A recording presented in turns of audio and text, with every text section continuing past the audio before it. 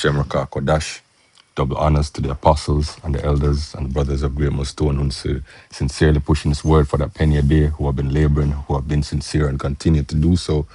You know, of course, salutations also to the rest of the believers, the men, women, and children who make up, the large multitude. The Spirit of the Lord is destroying Babylon, Mystery Babylon the Great, and the Edomite race. And that starts with Mystery Babylon the Great, which is America, and the least of the flock that have drawn them out, which are the tiny hutters, the tiny tops, over there, in the land of Israel right now, right? And the more we see, this conflict with Iran continuing, is the more, the American regime, the American empire unravels, and the cruel king, Nero Trump, who sits on the throne, the more you see him, start to lose control.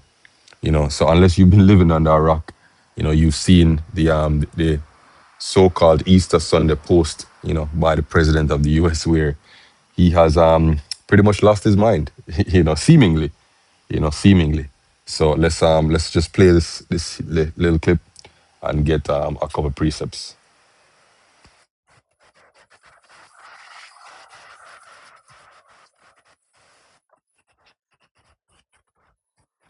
Good evening. It looks a very long way from the proud victory Donald Trump has been bragging about. He's now exploded in anger in a foul-mouthed tirade towards Iran. But it wasn't so. You understand? Them running into Venezuela and capturing, the president and his wife, in just a few hours, and bombing civilian, fishing vessels, claiming to be, drug vessels, and getting away with it, puffed them up, to the point where they thought that they could, run into Iran, and do this, quickly, and just, one bomb regime change gone. But it hasn't materialized, the way how they expected it.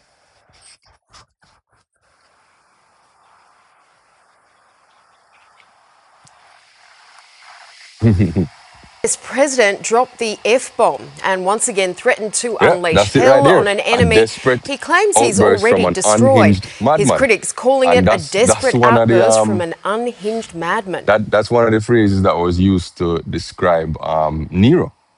Right? Nero was described as a madman, an unhinged madman. One of the things that he did was when his wife died, I think, no, he killed his wife. I forgot why. Some crazy reason. He killed his wife, in a fit of rage.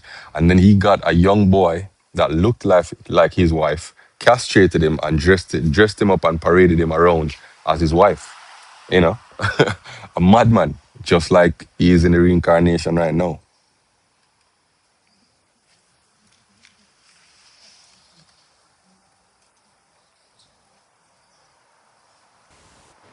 The US president seen at his own golf club outside Washington, from where he launched his own shock and awe campaign.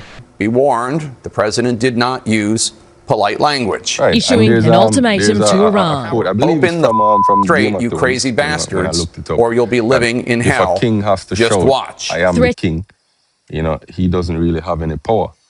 Right? So if you have to shout and swear at the enemy to get them to surrender, you don't really have any power. Right? Because you would have to demand that, matter of fact, you wouldn't have to go into the war in the first place, right? Just the very fear of you declaring war against a country should be enough, to get them to submit. But now you've been waging war on this country, for over a month, and it hasn't gone the way how you expected it, to the point where now you're throwing tantrums and screaming at the enemy. This is only bolstering the conviction of the enemy. Even if you're destroying a lot of their infrastructure and a lot of their military capabilities, they're going to continue fighting, right? Because they know that they're frustrating you, right?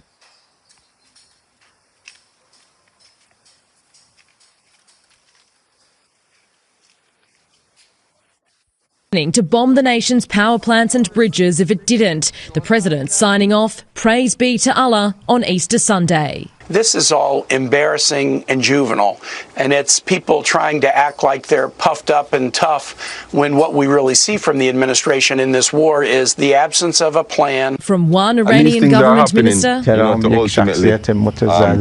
is an unstable, delusional figure marked by a set of contradictions. I believe Trump is playing a role, and that role is to usher in, or to escalate the downfall of America circling the drain. This is Isaiah chapter 19, verse 1. The burden of Egypt, behold, the Lord rideth upon a swift cloud and shall come into Egypt. Right? The modern day Egypt, the spiritual Egypt is Mystery Babylon the Great, which is America, right? Which is in Revelation 11, I believe, right? He said, and all the idols shall be moved at his presence, and the heart of Egypt shall melt in the midst thereof, right? And I will set the Egyptians against the Egyptians. That's civil war, which is ultimately coming to the streets of America. And they shall fight everyone against his brother, everyone against his neighbor, city against city, and kingdom against kingdom, right? That's going into what? That's going into a world war, right? Kingdom against kingdom is going into a world war. And the spirit of Egypt shall fail in the midst thereof, and I will destroy the counsel thereof. And they shall seek to the idols, to the charmers, to them that have familiar spirits, right? And to the wizards, right? And the counsel is gone, right? Because the actions that they're taking now are not wise actions. Starting this war, which ended up choking off, a fifth of the world's oil supply. Sending oil prices, skyrocketing. Crippling a lot of places. Right now, the oil that a lot of countries have gotten when the strait was last open is about to reach their shores now. Right, so the real oil shock is about to take place. I believe Europe is supposed to run out by April 10th or 15th. So, but I think France, has made a deal, to get stuff going through the strait. But ultimately, what you've done is you've created what the Americans have done is created a more unstable world. And by design, that is the design, that is the plan, right? But in the meantime, it's showing the weakness and the folly of America, and nations are looking on and hating the whore, even their allies. We've shown in other videos. Jeremiah 49 verse 7 concerning Edom, thus saith the Lord, is wisdom no more in Teman? Is counsel perished from the prudent? Is their wisdom vanished? Right? And that's what it seems like. The big bad America, right, that used to be able to just run in, or not even need to run in, but just use economic sanctions, and then send in their covert hitmen, to destabilize and to topple a regime, is no longer in that position anymore. Right? No, the king of Babylon has resorted to what? Screaming at the enemy and throwing tantrums. Let's see a little bit more of this news report before we close off.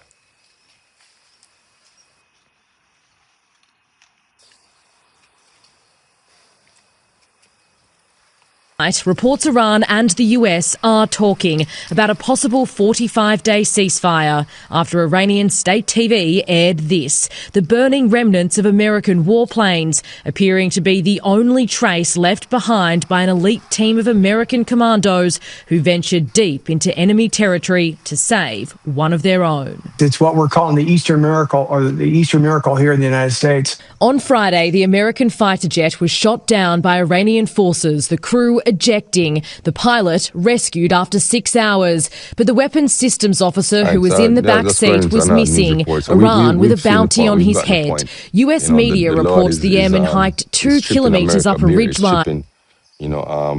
Babylon Bear, putting her in the dust of the ground. Isaiah chapter 47. Right, come down and sit in the dust, O virgin daughter of Babylon. Sit on the ground. There is no throne, O daughter of the Chaldeans, for thou shalt no more be called tender and delicate. Take the millstones, grind the meal, uncover thy locks, and make bare the leg, uncover the thigh, pass over the rivers. Thy nakedness shall be uncovered, yea, thy shame shall be seen. I will take vengeance, I will not meet thee as a man. America has a lot to pay for, yo. And the primary thing that they have to pay for, right, is the slavery, of the saints, is the slaughter of the saints, both the northern tribe and the southern tribes. What we call today the Native American and the North American Indians, as well as the so-called blacks that were taking from, what is so-called Africa, but that's not really the primary name of it, you know. But our people, the brutality that was done to our people is, the primary sin that Esau, starting with the American Edomites, have to pay for. Mr. Babylon the Great has to pay for that. Because as the scripture say, they are what? They are drunk with the blood of the saints, right? It says, as for our Redeemer, the Lord of hosts is his name, the Holy One of Israel. Sit thou silent and get thee in darkness, O daughter of the Chaldeans, for thou shalt no more be called the Lady of Kingdoms. Yeah. When all your allies are refusing to join you in a war, you know that you're no longer the Lady of the Kingdoms. You're no longer the whore in charge of the beast. The beast is now turning around and hating you. That's like you raising a lion or a tiger, and then the tiger turning around and just trampling and eating you. Right? I was wroth with my people, and I polluted my inheritance and given them into thine hand, yeah, and primarily through what? The transatlantic slave trade. Right? Our people are still in the enemy's hand. Right? And thou didst shew them no mercy upon the Asian, as thou verily laid thy yoke. And thou hast said, I shall be a lady forever, so that thou did not lay these things to heart, neither did thou remember the latter end of it. And we're seeing the latter end of it right now. And the latter end is shame and destruction. Utter shame and utter destruction. Therefore, now hear this, thou that are given to pleasures that dealt carelessly, right? Because America has never been touched by a major war before.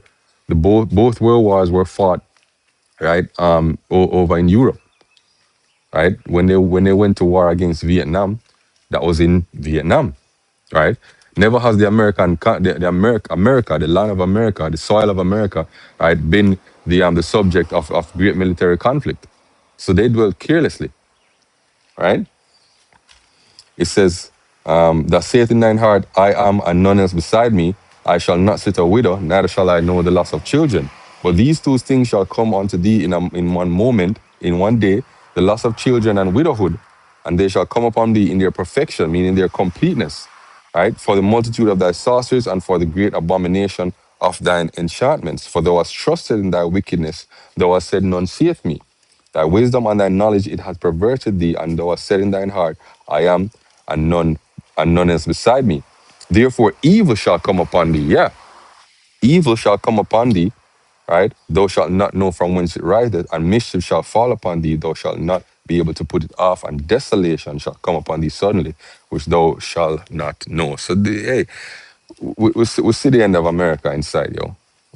And the prophecies are jumping off the page. We know ultimately the mark of the beast, which is the RFID microchip, is going to be mandatorily implemented, before America's ultimate final destruction by ICBM missiles, But until then, we sit back and we enjoy the show and we prophesy until there's no more time to prophesy.